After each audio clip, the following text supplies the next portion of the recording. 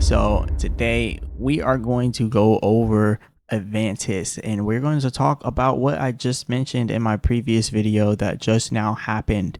So anyways, remember, I'm not a financial advisor. None of this is financial advice. Let's get straight into it. So coming into this with a fresh look on things, 3.9% down in the last 24 hours. Not too bad. 43.9% down in the last 7 days. Obviously, that's because the whole overall market crashed. The volume is looking low here. I mentioned this before in a way earlier video, right? When I first started making videos on Atlantis, I said when the volume on this thing slows down, the hype and the pumping is going to slow down as well. So the pumping has slowed down on AVANTIS, but I still feel like AVANTIS is a solid project, so it will come back. But we need to get this volume back up. Right now it's at 155 million in market cap. But yeah, need to get that volume back up. But look at this, guys. I mentioned in my video yesterday that it was going to happen like this. So this is the video I made yesterday, and I mentioned, hey guys, look, we're gonna break below this. This is a bearish symmetrical triangle, and I mentioned when you come into a symmetrical triangle in a downtrend, it's called a bearish symmetrical triangle, and that's exactly what we've seen there. We just now entered the downtrend here. So there are some good signals showing that we might be able to get saved here. Like we might be able to get saved by the percent R trend exhaustion down there. If we look at this, the trend is currently now trying to enter an uptrend. So with the percent R trend exhaustion, when you see this blue bar with the blue up arrow, it's almost like an indication for a reversal to the upside. The white line here is the short-term trend. The blue line is the long-term trend. So both of these trends are trying to come up here and top out kind of how this one did. And when it does that, we usually see nice big pumps, or at least an increase in the price, right? And this is only the 30-minute chart.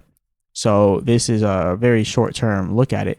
So if you bring this to the hour-long chart, it looks a little bit different. If you bring this to the 2-hour chart, it looks a little bit different. And we are a little bit more long-term here. We're looking at this from a more long-term perspective. When I said, hey, that was a bearish signal, I wasn't saying, oh yeah, guys, it was a bearish signal and we're going down to zero. Like, no, I did not say that. I did say it was a bearish signal though, and that's because it was. We got this bearish signal, and then it kept, now it's in the continuation phase. But what we want to look at are the bullish signals that are kind of building up here. The percent R trend exhaustion on the 2-hour chart has had the long-term trend trending here down at the bottom for the last 2 weeks, pretty much. For the last 2 weeks, the long-term trend for the percent R trend exhaustion on the 2-hour chart has been going sideways. So what this means is this thing is waiting for the perfect time to break out. It's probably going to break out soon. All of these false signals, when are we going to stop getting them? I don't know. This could be another false signal building up here. As you can see, that blue bar with the blue up arrow is about to form up here. So we're going to see another thing like this, where the white line being the short-term line, the short-term trend, is like a temporary pump. And it looks like we're going into another one of those. But hopefully this time it's different and it's not a temporary pump. And hopefully both the long-term and short-term trend both go up simultaneously. And that is what drives the price higher. Because as you can see with all these short-term temporary pumps that were led by even bigger dumps, right? Temporary pump here, led by a big dump. Then we had a temporary pump, big dump. And then now you can see we're like consolidating. So we'll see what exactly happens next here with that. Now, when it comes to the MACD here on AVANTIS, it's a little bit hard to tell, but you know, it's a little bit of selling, so at least it's not a lot of selling pressure. So guys, we broke out of the symmetrical triangle to the downtrend, as you can see here.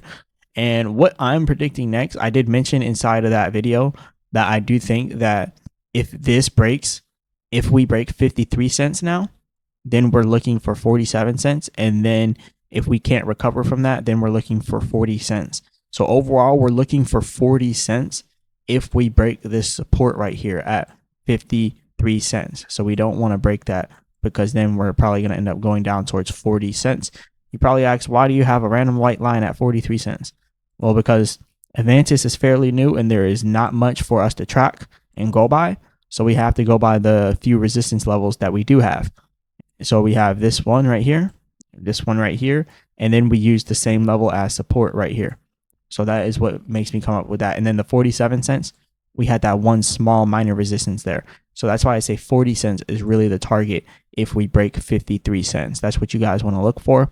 And then if we break 40 cents, then we're looking for 27 cents because we had support down there as well. So I think we're going to do good. I don't think it's going to start breaking at all these different levels. I do think that worst case scenario, we pull back to 27 cents and then pump. Decent case scenario, we pull back to 40 cents and then pump.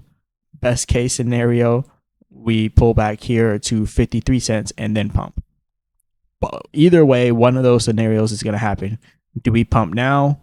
Do we pull back to 53 cents and pump? Do we pull back to 47 and pump? Do we pull back to 48 or 40 and pump? Or do we pull back to 27 and pump? So it's really that simple, like dollar cost average. And this is why I keep preaching this. This is why I keep saying it. Just dollar cost average. So it's very, very, very easy. Look, we have multiple levels, right? Right now, you could put 100 in at 60 cents, another 100 in at 53, another 100 in at 47, another 100 in at 39, 40, and then another 100 in at 27. So now you have 1, 2, 3, 4, 5. You have 500. You got 500 left now. But let's say that it didn't even go all the way down here. Let's just say it stops here and then it keeps going. Well, then on the way up, now you can start loading up because now you see that the trend is really bullish and is about to take off. So you just start loading up all the way up here. So then when it breaks out, now your dollar cost average is sitting between 60 cents and like 50 cents. So then you're good, because if from there it continues to go up to the previous all-time high, now you're looking at $2.64, and your dollar cost average has you in at like 55 cents. So either way, like we're at such a cheap level with AVANTIS right now. I wouldn't be too worried, guys. Like a lot of people are kind of a lot of people bought at the top, right? So I understand why those people are like scared, saying, oh, they're about to sell, they're about to get rid of it. They're talking about how this is going to go to zero. Well, it's because they bought at the top. And when you buy at the top and sell at the bottom, obviously you're not going to feel too good about yourself or about the trade that you did. And I've done this before too. We've all done this. We've all bought at the top and sold at the bottom.